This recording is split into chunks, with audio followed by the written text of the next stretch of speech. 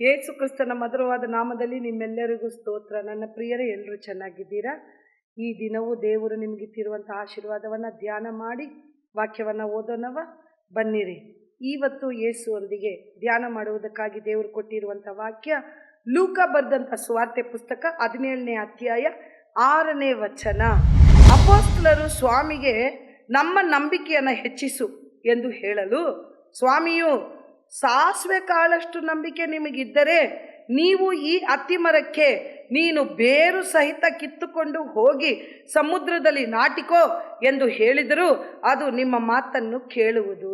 Hallelujah, hallelujah. ನನ್ನ ಪ್ರಿಯರೇ, ಅಪೊಸ್ತಲರು ದೇವರ ಮಕ್ಕಳೆಲ್ಲ ಕೇಳ್ತಾರೆ, ಅಪ್ಪ ನಮ್ಮ ನಂಬಿಕೆಯನ್ನು ಹೆಚ್ಚಿಸು ಸ್ವಾಮಿ ಅಂತ. ಅದಕ್ಕೆ ಏಸಪ್ಪ ಅವ್ರಿಗೆ ಹೇಳ್ತಾರೆ, ಸಾಸಿವೆ ಕಾಳಷ್ಟು ನಂಬಿಕೆ ಇದ್ದರೆ. ಸಾಸಿವೆ ಅಂದರೆ ಎಷ್ಟು ಚಿಕ್ಕದಲ್ವಾ? ಸಾಸಿವೆ ಕಾಳಷ್ಟು ಅಂದರೆ ಏನು ಅರ್ಥ? ಸಾಸಿವೆ ಕಾಳು ಪೂರ್ಣವಾಗಿದೆ, ಚಿಕ್ಕದಾಗಿದೆ, ಬಟ್ ಇಟ್ ಇಸ್ ಫುಲ್.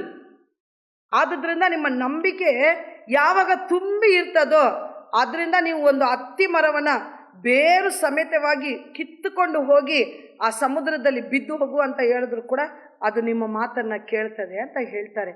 ಅಂದರೆ ನಂಬಿಕೆಯಿಂದ ಮಾತಾಡಬೇಕು.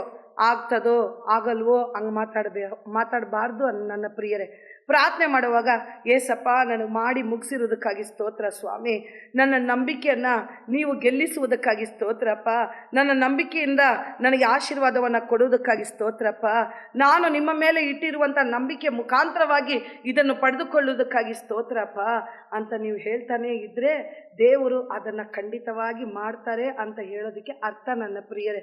ಅದಕ್ಕೆ ಸಾಸಿವೆ ಕಾಳಷ್ಟು ನಿಮಗೆ ನಂಬಿಕೆ ಇದ್ದರೆ ಸಾಕು ಅಂತ ಹೇಳ್ತಾರೆ. ಇದೇ ರೀತಿಯಾಗಿ ಚರ್ಚಲ್ಲಿ ಪ್ರಸಂಗ ಮಾಡ್ತಾ ಇದ್ರಂತೆ ರೀ ಅಯ್ಯ. ಪಾಸ್ಟಯ್ಯ ಮಾಡ್ತಾ ಇರಬೇಕಾದ್ರೆ ಒಂದು ವಯಸ್ಸಾದ ಅಮ್ಮಗೆ ತುಂಬ ದುಃಖ ಇತ್ತಂತೆ. ಏನಕ್ಕಂದರೆ ಆ ಅಮ್ಮಗೆ ಕಣ್ಣು ಸರಿಯಾಗಿ ಕಾಣಿಸಲ್ಲ. ಅವ್ರ ಮನೆ ಮುಂದ್ಗಡೆ ಒಂದು ದೊಡ್ಡ ಮರ ಒಂದು ಇತ್ತಂತೆ. ಯಾವಾಗಲೂ ಬರೋವಾಗ ಹೋಗೋವಾಗ ಪಾಪ ಈ ವಯಸ್ಸಾದ ತಾಯಿ ಅದರಲ್ಲಿ ಹೋಗಿ ಮುಟ್ಕೊಳ್ತಾ ಇದ್ರು. ಅದು ಅವ್ರಿಗೆ ತುಂಬ ಅಡ್ಡವಾಗಿತ್ತು. ಬೇರೆ ಏನಿಲ್ಲ ಆ ಅಮ್ಮನ ಬಾಳಲ್ಲಿ.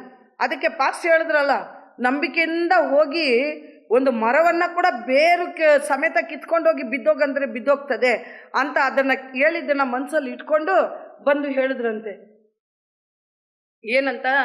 ಅಪ್ಪ, ನಾನು ಇವತ್ತು ಸಭೆಯಲ್ಲಿ ನಾನು ವಾಕ್ಯ ಕೇಳಿದ್ದೀನಿ, ಆದ್ದರಿಂದ ಸಾಸಿವೆ ಕಾಳಷ್ಟು ನಂಬಿಕೆ ಇದ್ರೆ ಸಾಕು ಅಂತ ಪಾಸ್ಟಯ್ಯ ಪ್ರಸಂಗ ಮಾಡಿದ್ರು.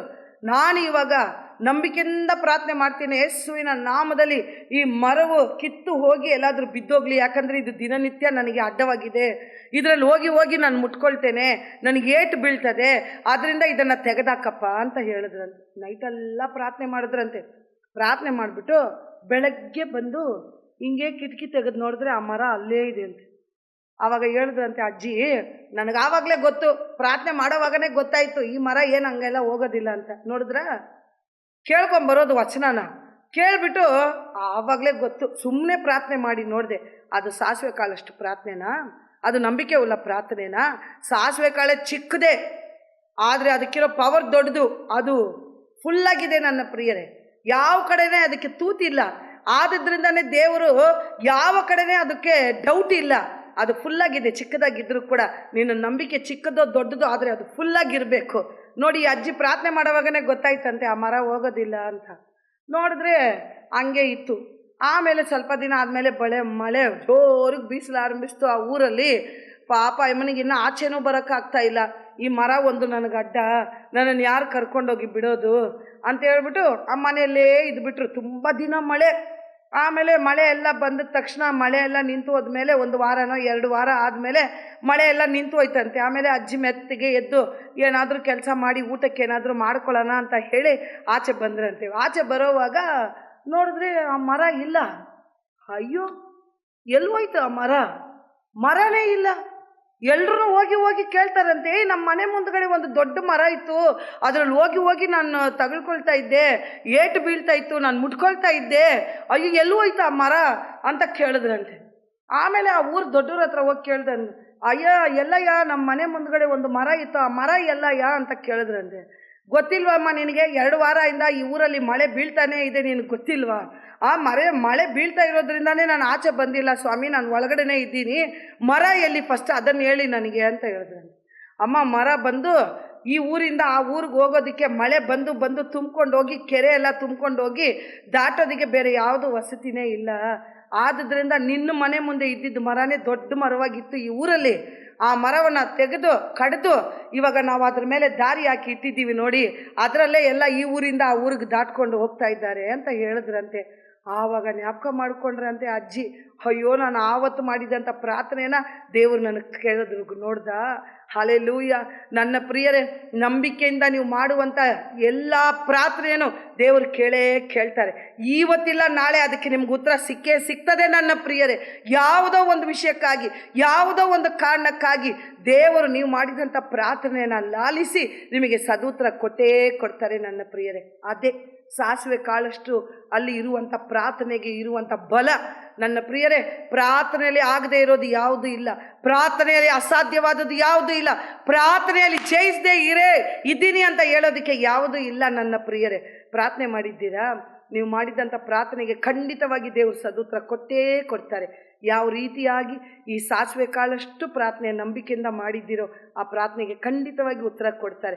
ಇವತ್ತಿಲ್ಲ ನಾಳೆ ಉತ್ತರ ಸಿಗ್ತದೆ ನನ್ನ ಪ್ರಿಯರೇ. ಬನ್ನಿರಿ ನಂಬಿಕೆಯಿಂದ ಪ್ರಾರ್ಥನೆ ಮಾಡೋಣ. ನಮ್ಮನ್ನು ಬಹಳವಾಗಿ ಪ್ರೀತಿ ಮಾಡುವಂಥ ಪ್ರೀತಿ ಉಳ್ಳ ತಂದೆಯಾದ ದೇವರೇ, ಏಸಪ್ಪ, ನೀವು ಹೇಳಿದಂಥ ಒಂದು ಮಾತು ಕೂಡ ಈ ಲೋಕದಲ್ಲಿ ವ್ಯರ್ಥವಾಗಿ ಹೋಗೋದೇ ಇಲ್ಲ ಸ್ವಾಮಿ. ಚಿಕ್ಕವರಾಗಲಿ ದೊಡ್ಡವರಾಗಲಿ ಹಿರಿಯರಾಗಲಿ ನಂಬಿಕೆಯಿಂದ ಮಾಡುವಂಥ ಒಂದೊಂದು ಪ್ರಾರ್ಥನೆಗೆ ಸದುತ್ತರ ಉಂಟು ಎಂಬುದಕ್ಕೆ ಸಾಸಿವೆ ಕಾಳಷ್ಟು ನಂಬಿಕೆಯಿಂದ ಪ್ರಾರ್ಥನೆ ಮಾಡು ಅಂತ ಹೇಳಿದ್ದೀರಪ್ಪ.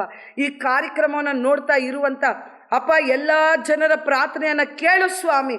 ಕರ್ತನೆ, ಯಾವುದ್ಯಾವುದಕ್ಕಾಗಿ ಪ್ರಾರ್ಥನೆ ಮಾಡ್ತಾರೋ ಆ ಎಲ್ಲ ಪ್ರಾರ್ಥನೆಗೆ ಸದುತ್ತರ ಕೊಡಪ್ಪ. ಒಂದು ಪ್ರಾರ್ಥನೆ ಕೂಡ ಉತ್ತರ ಇರಲೇಬಾರ್ದು ಸ್ವಾಮಿ. ಕರ್ತನೇ, ಸ್ತೋತ್ರ ರಾಜ. ಈ ನನ್ನ ಕರ್ನಾಟಕ ರಾಜ್ಯದಲ್ಲಿ ಈ ಕಾರ್ಯಕ್ರಮವನ್ನು ನೋಡ್ತಾ ಇರುವಂಥ ಒಂದೊಂದು ಪ್ರಾರ್ಥನೆಗೆ ಸದುತ್ತರ ಕೊಡುವುದಕ್ಕಾಗಿ ಸ್ತೋತ್ರ. ದುಃಖವನ್ನು ದೂರ ಮಾಡುವುದಕ್ಕಾಗಿ ಸ್ತೋತ್ರ. ಅವರ ವಿಜ್ಞಾಪನೆಯನ್ನು ಕೇಳುವುದಕ್ಕಾಗಿ ಸ್ತೋತ್ರ. ಅದ್ಭುತಗಳು ನಡೆಯುವುದಕ್ಕಾಗಿ ಸ್ತೋತ್ರ. ಇವತ್ತಿಲ್ಲ ನಾಳೆ ಅವರಿಗೆ ಅದ್ಭುತವನ್ನು ಇಟ್ಟಿರುವುದಕ್ಕಾಗಿ ಸ್ತೋತ್ರ ಸ್ವಾಮಿ. ಎಲ್ಲವನ್ನು ತಗ್ಗಿಸಿ ನಿಮ್ಮ ತನ್ನವುಳ್ಳ ಹಸ್ತದಲ್ಲಿ ಒಪ್ಪಿಸಿ ಯೇಸು ಕ್ರಿಸ್ತನ ಮಧುರವಾದ ನಾಮದಲ್ಲಿ ಬೇಡಿ ಹೊಂದಿಕೊಳ್ತೇನೆ ತಂದೆ. ಆಮೆನ್. ದೇವರು ನಿಮ್ಮನ್ನು ಆಶೀರ್ವದಿಸಲಿ.